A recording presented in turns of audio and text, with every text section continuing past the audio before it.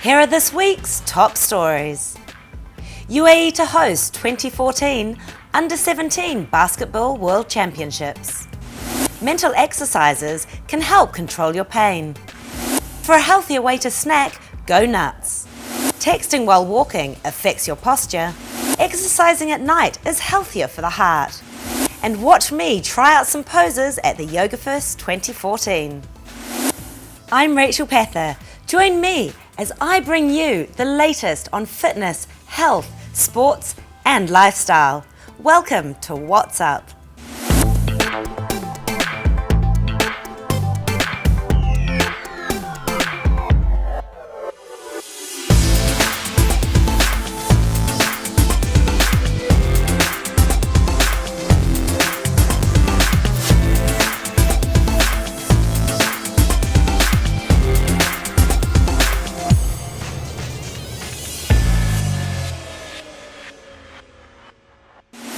The International Basketball Federation conducted the official draw for the 2014 FIBA Under-17 World Championships. The event, held at the Waldorf Astoria on the Palm in Dubai, was attended by FIBA VIPs, the UAE Basketball Federation and representatives of participating countries. FIBA Sports Director Mr. Lubomir Kotleba underlined the importance of this event for FIBA and the UAE. Never ever any World Championship was organized in this region. So this is a milestone, you know. And as your Secretary General, Dr. Sharif, has said that you are taking care of the youth, probably this is one of the good steps to show that yes, you care about the youth and you are supporting your youth 17. Kotleba also shared that he is confident that the World Championships in Dubai will be a success. Official draw was very well organized. It is another proof that Dubai will do a good job at the championship, and we are very confident that everything will be here perfectly organized. All 16 of the world's top basketball nations will come to Dubai with their star talents to compete in the championship, which will be played from the 8th of August this year. During the official draw, the participating countries were drawn into the following 4 groups. Group A will include Angola, Greece, Philippines and the US. Japan, France, Canada and Australia will make up Group B. Group C will include Puerto Rico, UAE, Italy and Spain.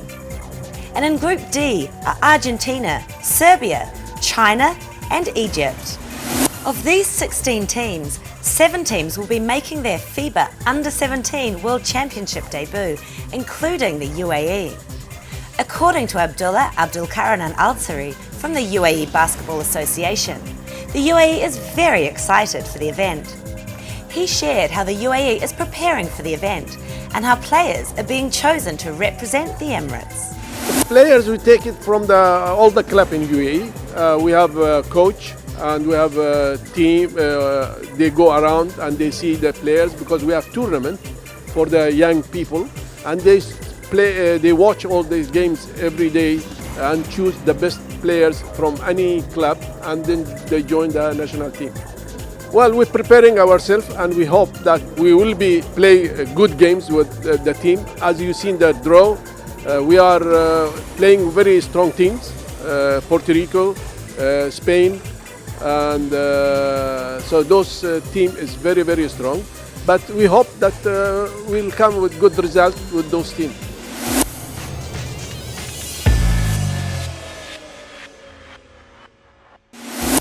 A new study has revealed that you can train your brain to feel control pain. The report, in the Journal of Consulting and Clinical Psychology, claims that if you suffer from chronic pain, you can reduce your agony by 22% by practicing and perfecting a series of mental exercises. By performing these mental exercises, you can also avoid over-medicating or overdosing on prescription painkillers. The study team recruited 115 people taking prescription medicine called opioid to treat chronic, painful conditions. While half these people were assigned to a traditional support group, the other half practiced a series of simple mental exercises designed to lower their pain and limit their reliance on drugs. The team found that compared to the people in support groups, those who practiced the mental exercises, which the authors called the MORE technique, enjoyed significant drops in pain, opioid misuse and opioid craving. The MORE group also reported fewer pain-related issues with sleep and mood. The research showed that the benefits persisted for 3 months. MORE combines 3 therapeutic components: mindfulness training to increase awareness, reappraisal to reframe stressful situations, and savouring to focus attention on positive events.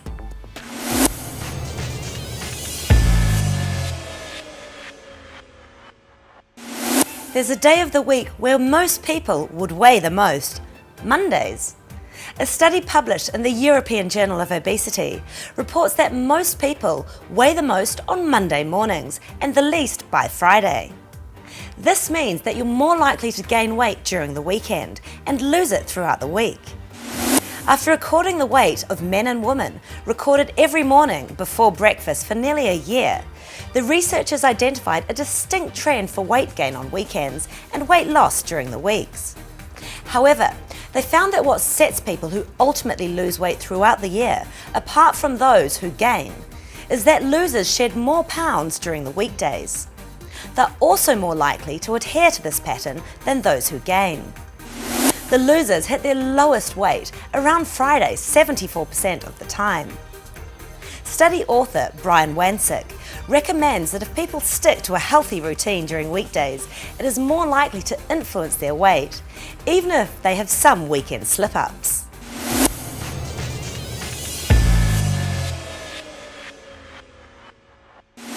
How much milk should we be giving kids?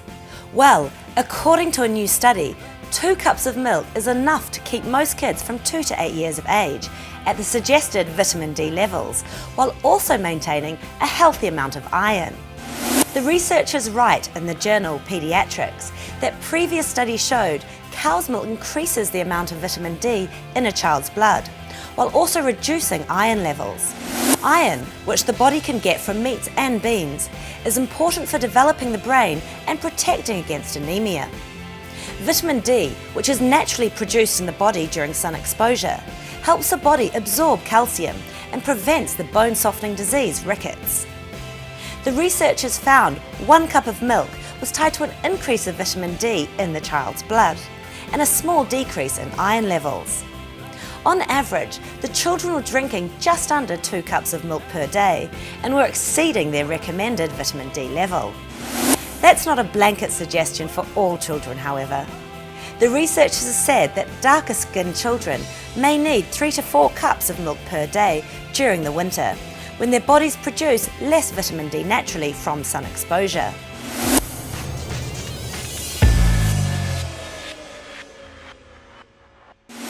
If you love eating yogurt, then you are reducing your risk of type 2 diabetes. A British study suggests that eating low-fat yogurt could reduce the risk of developing diabetes by 28% compared to not eating any yogurt.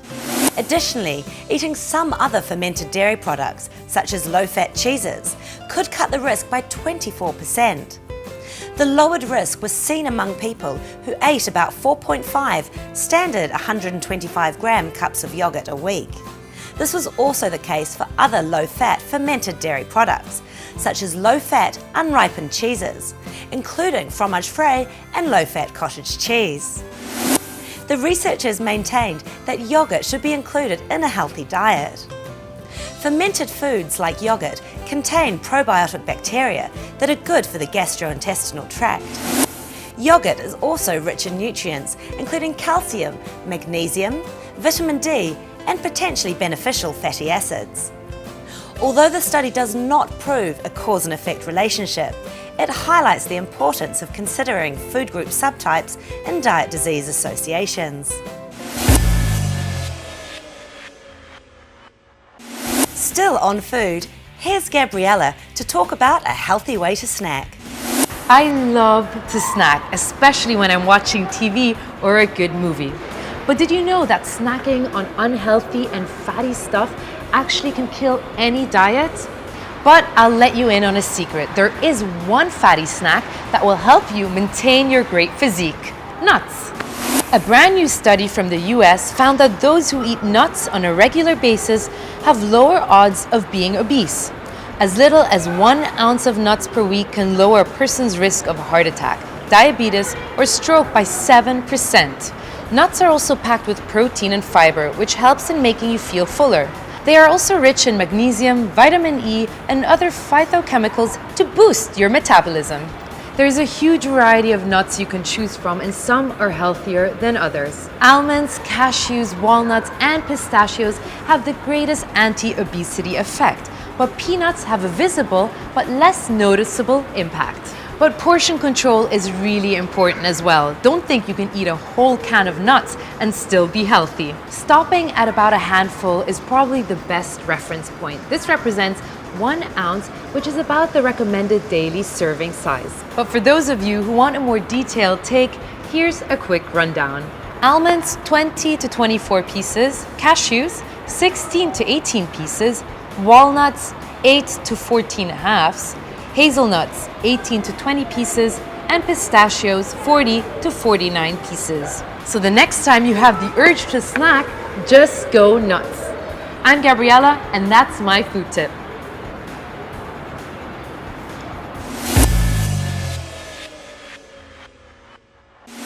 Thanks, Gabriella. Now don't change that channel, because coming up after the break, texting while walking affects your posture.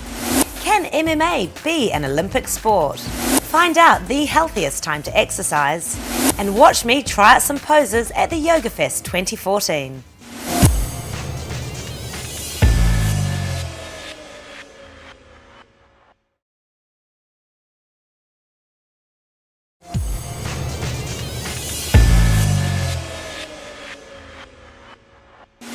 Welcome back to What's Up. Is texting while walking a habit you're guilty of? A new study found that doing so is actually affecting your posture and the way you walk. Researchers examined the gaits of 26 subjects given 3 different tasks. First is walking without a phone. Second is walking while reading on a phone. And lastly, walking while texting on a phone. Not surprisingly, the participants swerved and slowed down the most while texting. After tracking the subject's movements over 8.5 metres using a 3-dimensional movement analysis system, the researchers found that reduced arm swing may account for some of the slowdown. This may be because the arms usually remain locked to the upper body in texting position, and arm swing is also essential to recover balance. Theory holds that when faced with 2 simultaneous tasks, the brain would usually prioritise walking over texting. However, the researchers found that young, healthy people can choose to prioritise texting. This means the brain of a young adult walking down an empty sidewalk may be focused more on the message he's composing to his girlfriend than on navigating his route. This may lead not only to bad posture, but also to serious accidents. Let's now go to MMA. UFC Hall of Famer Randy Couture believes that a form of mixed martial arts could soon be a part of the Olympics. Couture explained that somewhere between 34 and 39 countries have signed a petition to include a combat sport called pankration. This is an ancient form of MMA, which was an Olympic sport in ancient Greece. The only rules were no biting or eye gouging. However, other UFC execs do not agree with Couture and said this might take around 20 more years. The UFC's current set of rules do not allow groin strokes, biting, eye gouging, or elbows thrown in a 12-6 motion, and knee strikes to a grounded opponent, among other things. Worth noting is that the now defunct Pride brand didn't allow elbows on the ground, but made up for it by allowing soccer kicks. So if Couture's estimation is right, there's a chance you'll see your favourite MMA fighters fight it out in the Olympic cage. It's time for our fitness tech report. Here's Amy to show us how to track our physical activity with the help of an app. Fitness and activity trackers are becoming a big trend right now. Big sports brands carry their own version of this type of gadget that promises to track your physical movements in a day. Tracking your fitness activity is said to motivate you to be more active. And the good news is, if you have a smartphone, you can get apps that do the same for a very small amount of money, or even for free. The app that I'm going to talk about today is the Argus app. This is a free application available on iOS devices. After downloading it, you have to sign up and enable the app to run in the background. And as long as you carry your phone all day long, the app can track how many steps you are taking in a day. So the way to do it is actually set a goal. The app lets you choose how many steps to take in a day. For example, 8,000 steps. So you will be able to check whether you meet that goal or not. If you want to know the number of calories you are burning, there is an option to set up your weight, height, gender, age and body type. This is supposedly will give you a 95% accuracy on your calorie burn. I also noticed that there is an automatic run detection which distinguishes a run from a walk. There are also added features where you can log other workouts. This is helpful for more advanced users who engage in regular exercise. You can also keep an eye on what you are eating and take photos of the food to either inspire you or make you feel guilty. If you are the social type, there is a feature where you can invite up to 6 friends who will be allowed to view your progress using Argus. This is quite good if you have a running bet with your friends to see who can make more steps in a day. So what I don't like about this app? Well, first thing, other fitness trackers usually come in the form of a wristband or a small gadget you attach to your body. It's easy to forget it's there, which is quite convenient because you can go doing your regular activities as normal. But with this app, you have to constantly remember to bring your phone with you, wherever you go. It also can cause battery drain, especially if you are a heavy phone user, because the app has to run in the background. Overall, I found this to be a really useful app, and after using it a couple of days, it can actually become a habit and it will be easier for you to use. And considering it's free, I recommend trying it out. I'm Amy, and that's What's Up.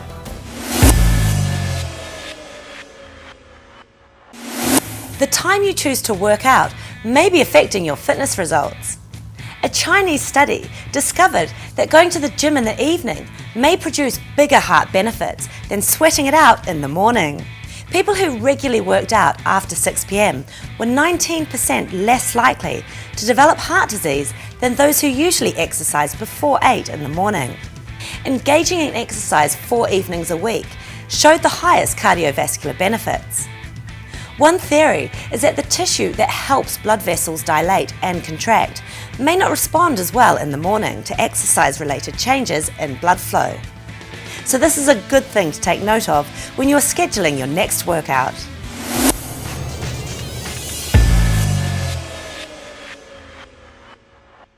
Still on fitness, I had a great yoga weekend at the Yoga Fest Middle East, held at the Dubai Internet City Amphitheatre. The atmosphere was amazing. I met some great people and I even tried out some yoga moves. Check it out.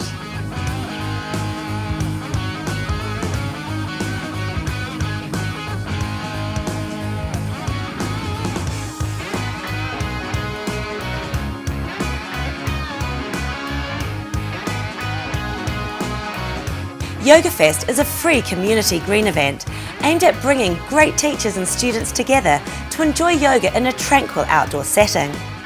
Powered by volunteers, donations from the event are given to local children's charities. The event was founded by Elaine Kelly, who was very passionate about sharing the benefits of yoga to the community. I had the chance to speak to her to know more about the event. I'm here now with Elaine Kelly, who's the founder of Yoga Fest Middle East. So tell me, Elaine, how did you come up with the idea for this event? Well, I was working for Microsoft at the time, and I just become a yoga teacher, and I was reading Yoga Journal magazine, and I saw this amazing story about a free day of yoga on the summer solstice in New York City in Times Square. And I thought, what a great idea for Dubai on the winter solstice on December 21st. So in December 2010, I set up a one-day event here. We had classes from sunrise till sunset, and people came and tried different styles of yoga. Trying to get people out of their offices really to come outside, make it easy for them to do a class. A few people came out, a lot of people watched, but a lot of yogis came because it's such a beautiful place. So Dubai Internet City gifted us with the space and continue to support us. by giving us this lovely location to hold our event.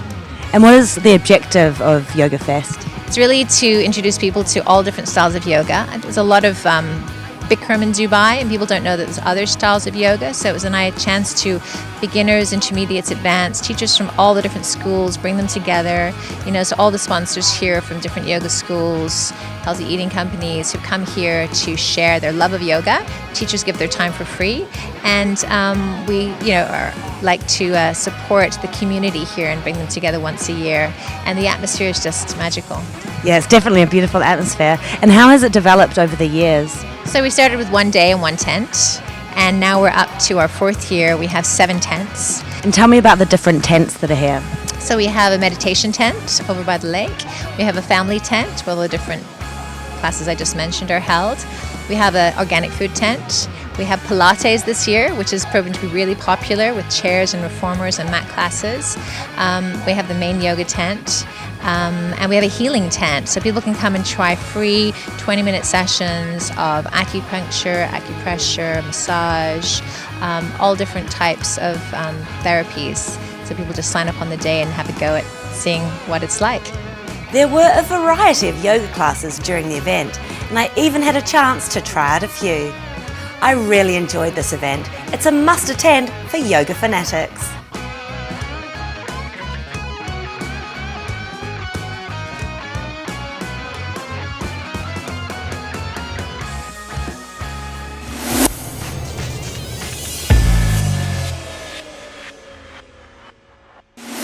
Tom Hanks was ranked as the most trustworthy celebrity in Hollywood.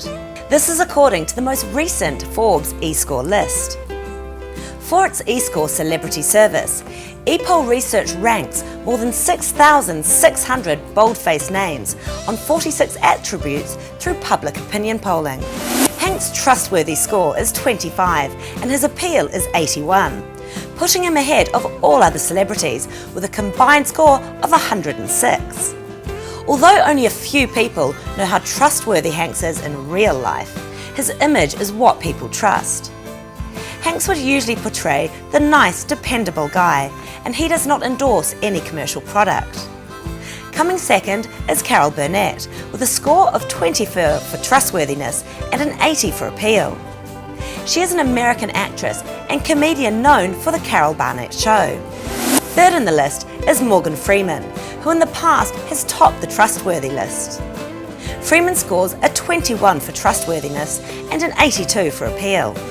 Michael J. Fox ranks 4th with a 26 trustworthy score and a 76 for appeal. Rounding out the top 5 is Betty White, who scores a 22 for trustworthiness and a 79 for appeal. Again, here are the headlines today. UAE to host 2014 Under-17 Basketball World Championships. Mental exercises can help control your pain. For a healthier way to snack, go nuts. Texting while walking affects your posture.